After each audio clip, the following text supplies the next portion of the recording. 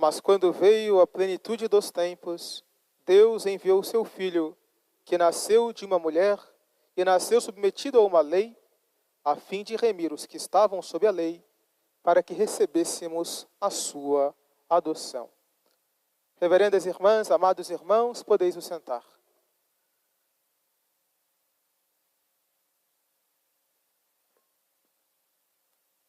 Por graça de Deus, estamos ainda celebrando a oitava do Santo Natal de nosso Senhor Jesus Cristo.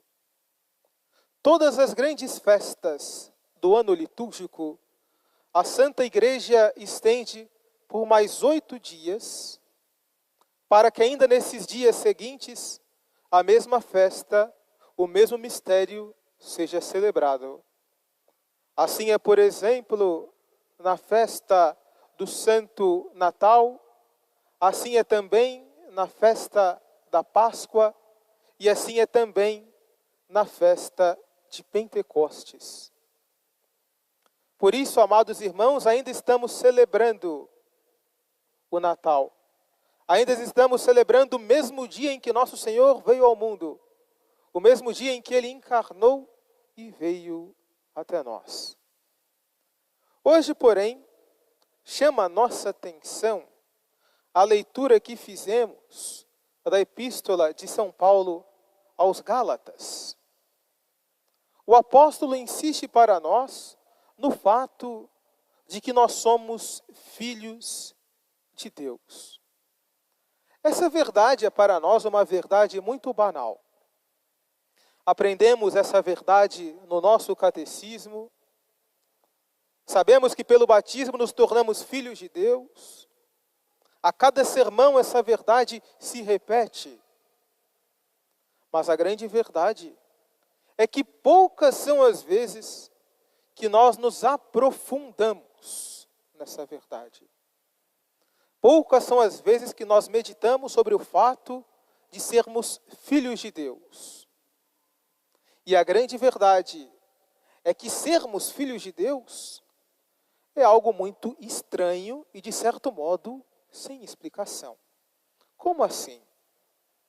Como posso ser eu, um homem, uma criatura finita, um ser humano, ser filho do Deus onipotente, do Criador dos céus e da terra? Como pode isso ser verdade? Façamos então uma meditação da nossa realidade terrena. Imaginemos que eu chegue então num cartório, trazendo um cachorro numa coleira, ou então que eu leve um gato ou outro animal qualquer. E chegando no cartório, eu chego no balcão e digo: com licença, eu gostaria de adotar esse cachorro. Eu gostaria que esse cachorro fosse o meu filho e herdeiro legítimo. Quero que todos os meus bens passem para ele. Certamente, o escrivão pensaria, com razão, que eu estou louco. Isso não faz sentido. Como pode um homem adotar um cachorro? São duas naturezas totalmente distintas.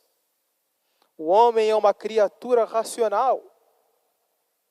O cachorro e todos os animais são criaturas irracionais. Portanto, essa filiação é impossível. Mas a grande verdade é que na fé se dá algo semelhante. Deus, na sua imensa bondade, nos adotou por filhos. E de fato, pelo nosso santo batismo, nós nos tornamos filhos de Deus. Como isso é possível? Como é possível que Deus realize essa adoção? Ele, infinito e todo-poderoso, adotando uma criatura finita. E não só adotando, mas nos permitindo também receber a herança da felicidade eterna. Como isso é possível? A resposta é muito simples, amados irmãos. Nós podemos ser filhos de Deus em virtude da graça santificante. O que é a graça? A graça é um hábito sobrenatural, infuso por Deus na alma do homem, que nos habilita, que nos torna participantes da vida divina. Portanto, a graça, em outras palavras, é a vida de Deus em nós. Deus vive na alma do justo em estado de graça. Por isso, do alto do céu, quando nosso Senhor olha para a terra e vê uma alma em estado de graça, Ele se enxerga nessa alma como que através de um espelho. Pois a alma, na graça de Deus, reflete a bondade e as perfeições divinas. E é justamente por meio dessa graça que recebemos o perdão dos pecados e a filiação, a adoção divina. Mas como recebemos essa graça divina? Recebemos, amados irmãos, em virtude da encarnação de nosso Senhor Jesus Cristo. O bom Jesus, o Verbo eterno, assumiu a natureza humana para nos fazer participantes da divindade. E como disse sabiamente o Papa Bento XVI, nós nos tornamos filhos no Filho. Fomos adotados por Deus mediante a encarnação do Filho, que veio ao mundo para nos remir e para nos salvar. Mas estamos então no Santo Natal. E muito melhor que meditar sobre a filiação divina é que permitamos que o Filho de Deus no presépio fale para nós. E a grande verdade é que desde o momento que o nosso Senhor se encarnou, já pelo presépio, nosso Senhor faz uma pregação muito válida para a nossa meditação. O presépio em si já é uma pregação. Por consequência do pecado original, existem na nossa alma 3 marcas, 3 consequências do pecado, que são como que uma tendência em nós para o mal. Essas 3 consequências são, primeiramente, concupiscência da carne. Segunda consequência, concupiscência dos olhos. Terceira consequência, soberba da vida. O que é a concupiscência da carne? A concupiscência da carne é o desejo dos prazeres da carne. É a tendência desordenada no homem para a sensualidade. E o presépio é uma pregação contra a concupiscência da carne. O presépio é uma pregação contra a busca desordenada pelos prazeres, contra a sensualidade que reina em nosso mundo.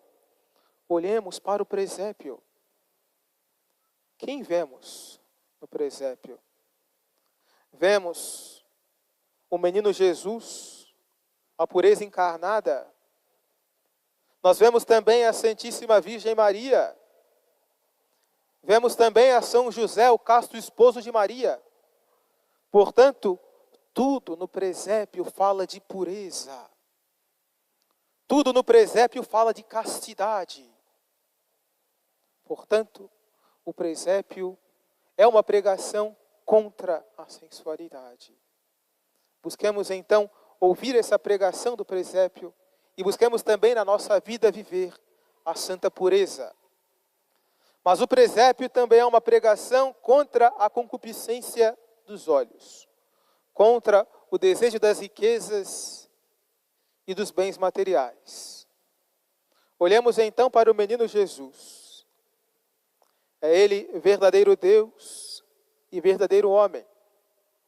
Se ele quisesse, poderia ter nascido em um rico e belo palácio. Poderia ter nascido rodeado de todas as riquezas da terra.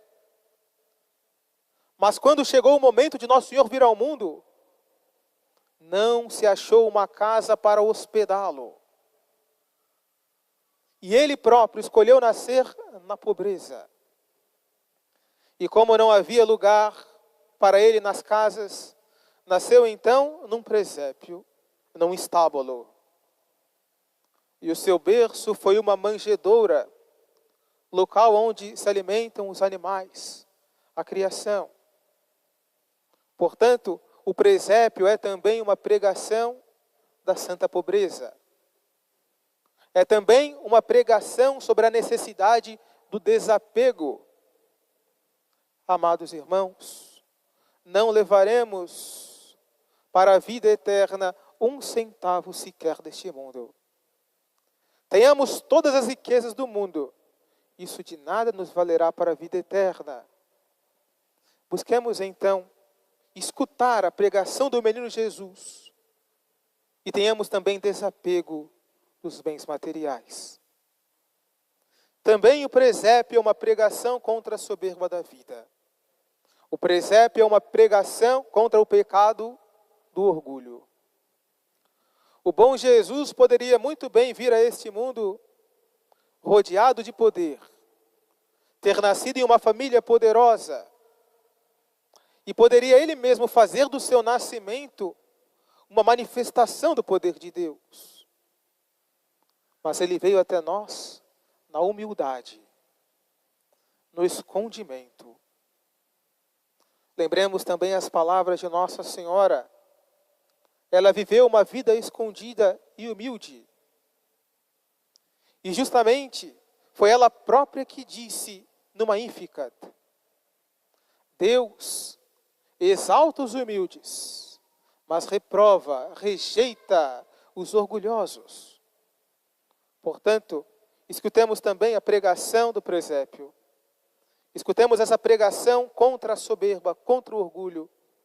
E busquemos ser também obedientes à vontade de Deus. Busquemos ser também humildes em nossas vidas. Por fim, amados irmãos, lembremos então as palavras de Simeão que nós escutamos no Evangelho. Jesus, aquele menino que havia nascido, seria causa de contradição em Israel. Para alguns seria causa de ressurreição, para outros seria causa de ruína. Busquemos então ouvir a pregação do menino Jesus. Se escutarmos a pregação do Senhor, o seu nascimento será para nós causa de ressurreição. Mas se desprezarmos a pregação do menino Jesus, a sua vida será para nós uma causa de ruína. Ele veio a nós para nos salvar, mas tantos são aqueles que desprezam a Jesus.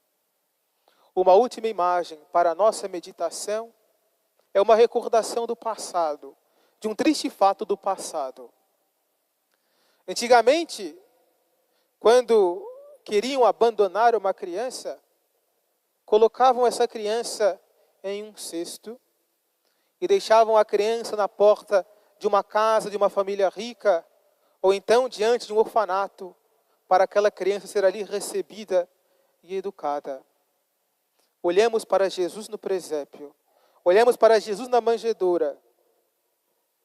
O Pai está deixando para nós essa criança diante da porta dos nossos corações.